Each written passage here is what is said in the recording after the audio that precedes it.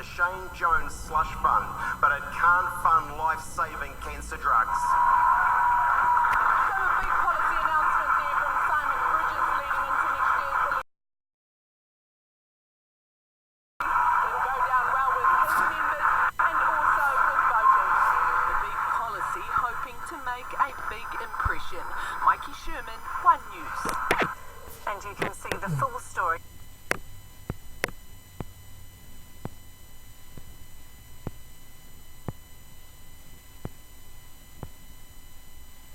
Of Blair Vining's epic cancer journey from paddock to Parliament. That's tonight on Sunday at 7:30. There were fireworks on TVNZ's Barai programme today as both Māori leaders from opposing Ihu Mātau factions faced off.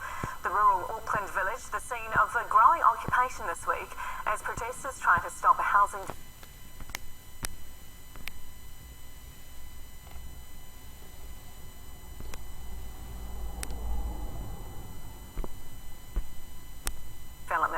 Māori Affairs reporter Yvonne Tahana with more. A polite start to a sparky debate. I'm really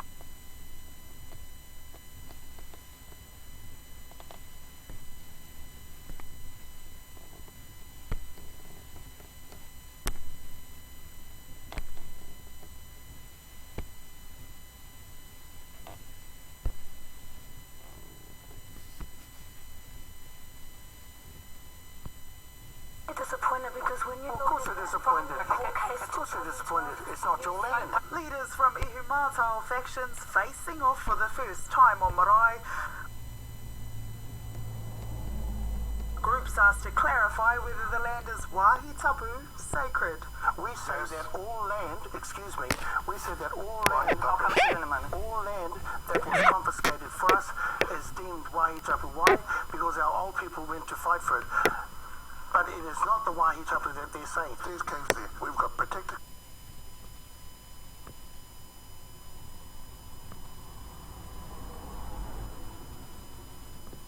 Covers over them. Why do we protect them? Not to secure cow. Don't tell you. One side of Ihu Mātau villages struck a deal with Fletcher's, the construction giant building 480 homes, including some for iwi members. Isn't that fair enough, Pania? There was a deal on the table that was hard won. Why is it not good enough in your view? What the whānau have decided is that they want all the land protected, not part of it for part of the time. Irueti Rakena in studio to support his niece Pania in hurling an English name as an insult. Warren, te whatever. Warren, when we were growing up, Warren. It is bad behaviour. I get that sometimes some people who call me John.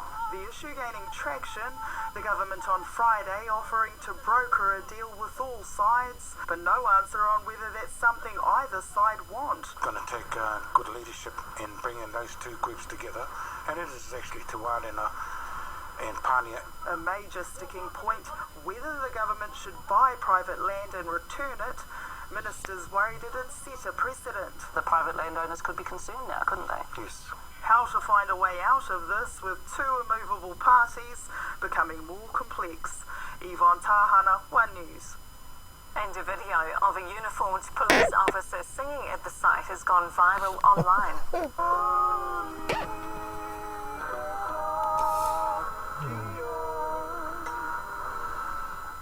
Those standing nearby adding in the harmonies. His version of Whakaria Mai, uploaded to Facebook, has now been watched almost 100,000 times.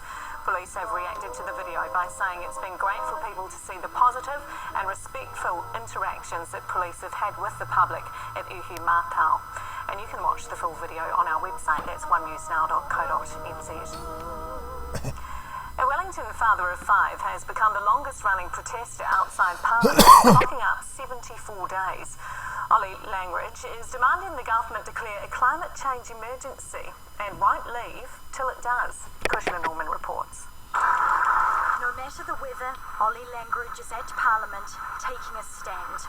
And still here after 74 days, calling for a climate change emergency. It's just gone on and on. Yeah, I didn't expect to be here this long at all. He sets up every weekday at 8:30, on the weekends at 10. The father of five is doing this for his children and was jolted into action by a UN warning that 1 million species are at risk of extinction. This, for me, is not a political thing at all. This is way above politics. This is something that affects all of our children, future generations, the species, and it's something that can unite us all. Here we are, day 66. We are 100% supportive of what he's doing, and I tried to explain to the kids that he's trying to convince politicians to look after the planet better. Until now, the longest-running demonstration at Parliament was the 1975 Māori land protest. Ollie Langridge had to get permission to set up here. No structures are allowed, he can't be here in the dark, and he has to make way for other protests. It's day 50, is that right? Parliament's lawn has also become his office. He runs a company helping film directors secure funding. That's one of the hard things of being a protester. When you're dressed like a hobo against the elements, everyone thinks you're a bit of a scumbag, probably unemployed, and they think particularly not great things about you. While he's been protesting, dozens of councils have declared an emergency, and more countries are doing the same. And Ollie Langridge says he won't be leaving till this government sounds the alarm. Kushla Norman, One News.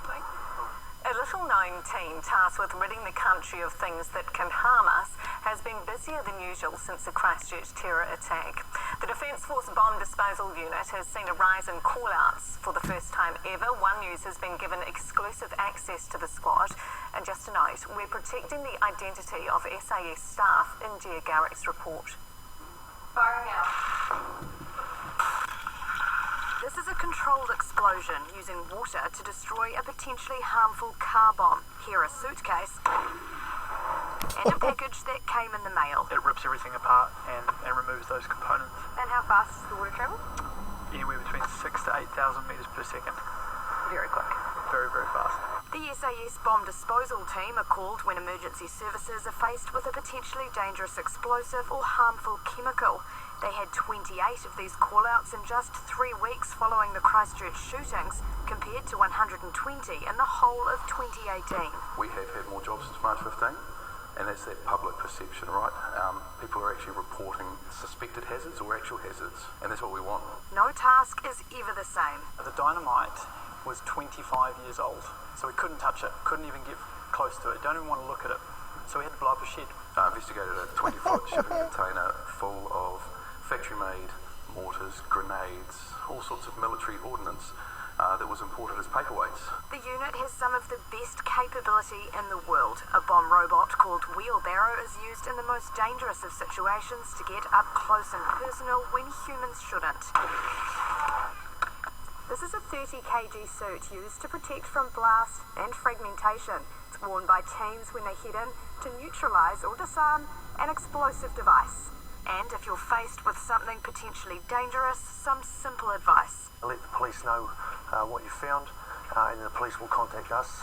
We'll send out some responders and make a determination for you on how we can make it safe. The team don't mind the call-outs to mud-caked pine cones or plastic clocks. They'd rather Grandad's shed was full of tools than live relics from World War II. Gia Garrick, One News. Hepatitis C is now a good news drug story, totally curable, but it's estimated around 25,000 sufferers in New Zealand are undiagnosed. What you need to know. A powerful volcanic eruption sees tourists and locals running for their lives in Java, what experts knew but didn't alert others to. And what now for US President Donald Trump's border wall now that funding's been approved? One is the place to be this Sunday night. At 7, find out what connects pigs, chestnuts and a shipping container. Then on Sunday, the man using the little